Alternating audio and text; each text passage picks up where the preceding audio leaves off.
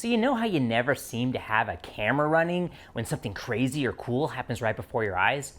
Well, a company called Innovv reached out to us and said, hey, we love what you're doing. We'd like to send you a Dashcam, which was immediately really interesting.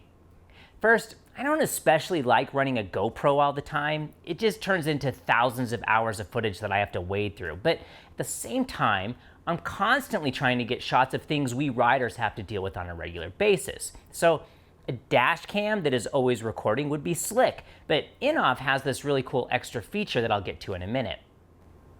When I first opened the box, I was immediately impressed. The whole thing really exudes quality. It has two cameras running simultaneously. The front camera shoots 4K, and the back camera shoots traditional 1080. So the problem with these jobs is always basically, where do you put the things? And I think the problem is getting made a little harder with this because the front camera is also basically the head unit. It has like the hard drive and everything in there, and it has all these pigtails coming off of it. That kind of prevents me from putting it on the handlebars or any place kind of in the cockpit because I'll have this big mess of wires coming off of it. I'm thinking I'm going to have to put it somewhere on the front of the bike. The challenge of that is, even though these things are all waterproof, there's a practical limit to how much water these things can kind of endure. I'm thinking I have two choices, either underneath the beak or underneath the headlight. Unfortunately, I think I have to take the whole front of the bike apart to kind of figure out which mounting point is actually going to be a little bit more practical. So even in MotoGP, Ducati has always kind of got a lot of criticism because while most race bikes, they try to use one size nut for everything. But Ducati's like, no, we know more than you. We're going to use 3 different bolt sizes on everything. So you always have to carry multiple wrenches with you and remember which size goes to where because Ducati knows more than you. And honestly, it's been so long since I've taken this bike apart, I barely remember what sequence things come apart in. But since I'm going to have to route the cables over the tank or around the tank, and I'm definitely going to have to take the nose off, I'm pretty certain that the tank cover is going to have to come off as well. So, cue time lapse.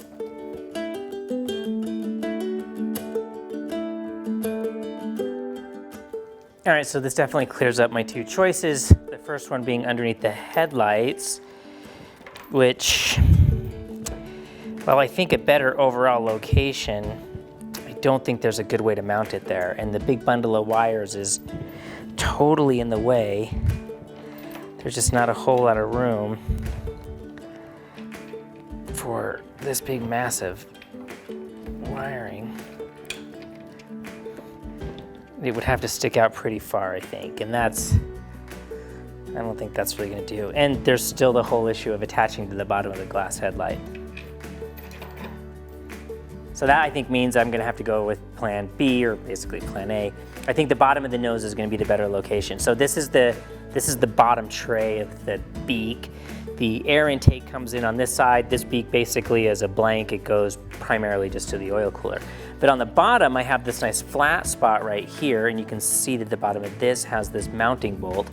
And I think attaching it right there is gonna be my best option. The unfortunate thing is, and there's little drain holes here for water. I think I'm gonna have to open up one of these drain holes and run the wiring in that way to get it up behind the bodywork for attaching it to anything. But I guess the biggest worry with this mounting location is then how much water is it going to be exposed to.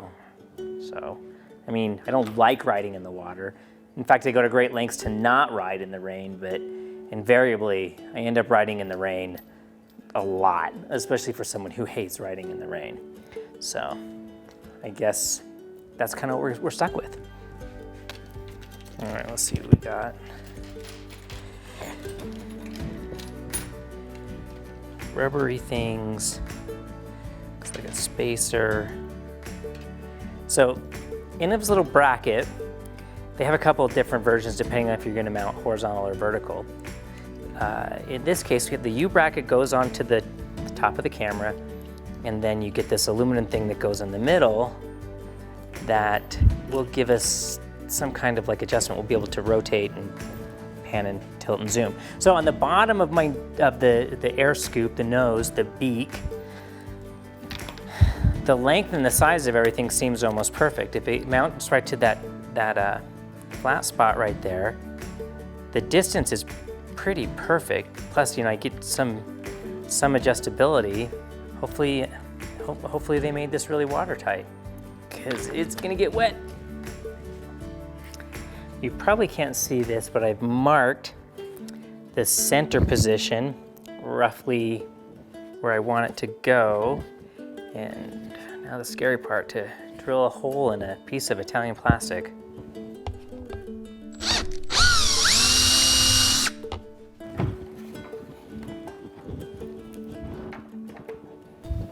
All right, so something I didn't actually consider until just now is we have about 5 inches of travel and 4 inches of clearance before I hit the camera, so I don't know if that's gonna work, which is kind of a shame after going to all that trouble. Maybe if I suck it up all the way, if I get it up as tight as it can go to the bottom of the thing, I get at best 4.5 inches. Do I use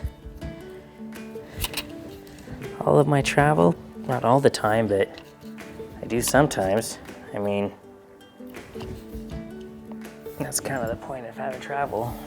So I've nestled the camera really tight under the bottom of the beak. I couldn't use any of the bracketry just because it made the camera sit too low.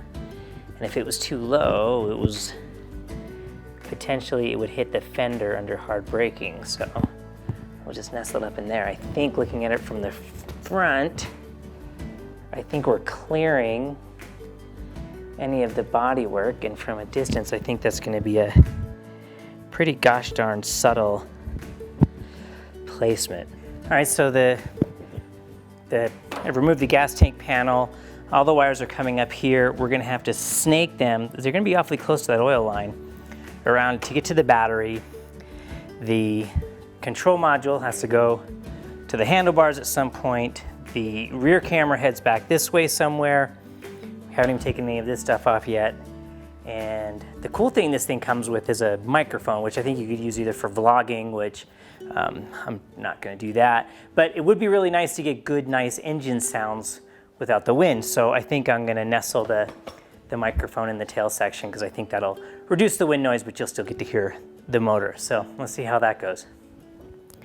So a nice thing about these is they tend to all be color coordinated, and they only fit in one place, which I think this one goes here.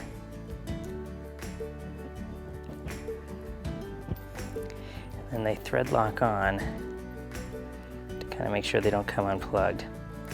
Now the other question you have to kind of ask yourself is, what happens when you take your bike in for service and the tech starts taking your bike apart, and it's like, what the hell are all these wires? So there's always a downside to everything. All right, next we have the actual GPS module. You think these are gonna be just simple little projects. You end up taking the whole frickin' motorcycle apart.